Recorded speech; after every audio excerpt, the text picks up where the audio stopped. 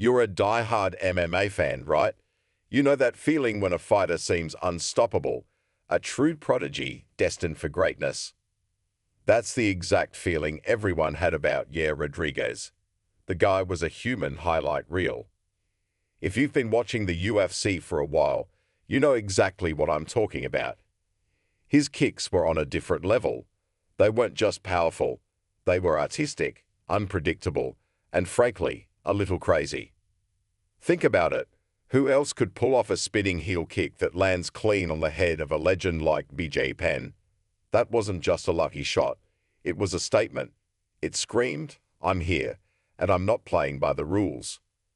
Joe Rogan, the voice of the UFC and a lifelong martial arts practitioner, saw it too. He was captivated, just like we all were. He's seen it all, from the raw power of Yoel Romero to the mind-bending skill of John Jones. But when it came to kicks, he put Yair in a league of his own. Yair has some of the best kicks I've ever seen inside the octagon. Rogan once said on his podcast, The Joe Rogan Experience.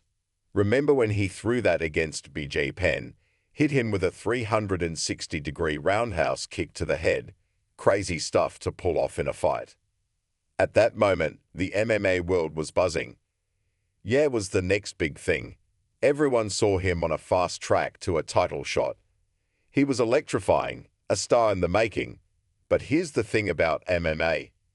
Every fighter has a weakness, a chink in their armor, and sometimes it takes a true master to find it. The unthinkable matchup, when a legend exposed a flaw. Frankie Edgar isn't a fighter you bet against. He's a legend, an icon of the sport. He's gritty, relentless, and has a wrestling background that can turn any fight into a nightmare for his opponent. Edgar doesn't need flashing moves or spinning kicks. He just needs to get his hands on you. When the two fighters stepped into the octagon, it was the classic striker versus grappler matchup. The young, explosive phenom against the seasoned, battle-tested veteran. Everyone was hyped for Yair to land one of his insane kicks and finish the fight. But that's not what happened. What unfolded was a masterclass in game playing. Frankie Edgar didn't stand back and admire Yair's kicks. He closed the distance. He grabbed hold of him. He dragged him down to the mat again and again. On the ground, it was a different story. Yair, who looked so dominant on his feet, was out of his element. Edgar, a machine on the ground, unleashed a barrage of ground and pound that left Yair battered and bruised. It wasn't a quick knockout. It was a systematic dismantling.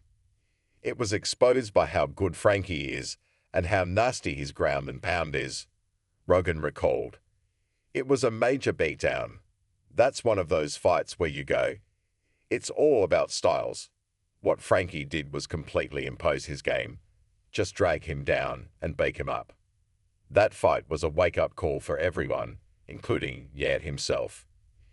It showed that no matter how incredible your striking is, you can't neglect other parts of your game. It's a reminder that in MMA, you have to be a complete martial artist. The lesson learned. The fight against Frankie Edgar wasn't the end of Yair Rodriguez's career. It was a turning point. He took that loss and grew from it. He focused on his wrestling, his grappling, and his all-around game. He understood that to reach the pinnacle, he couldn't be just a one-trick pony, no matter how spectacular that trick was. And his hard work paid off. He went on to become an interim UFC featherweight champion, proving that he learned the lessons from that difficult night. The fight with Frankie Edgar was a brutal lesson, but it was also a necessary one. Joe Rogan has a deep respect for fighters like Yair. He knows what it takes to step into the octagon, and he understands that the journey isn't always smooth. As a martial artist himself, Rogan has faced his own moments of confrontation where his skills came in handy, like the time he had to de-escalate a tense situation with a group of street thugs. It shows that the confidence and discipline learned from martial arts extend far beyond the cage. So, the next time you see a fighter with incredible stand-up skills, remember Yair Rodriguez. Remember that even the best kicks in the world can be neutralized by a fighter who can impose his will. The sport isn't just about highlights and knockouts. It's about adapting, evolving, and always being prepared for a different kind of fight. What do you think is the most important skill for a fighter to have when facing an opponent who is a master of a different discipline?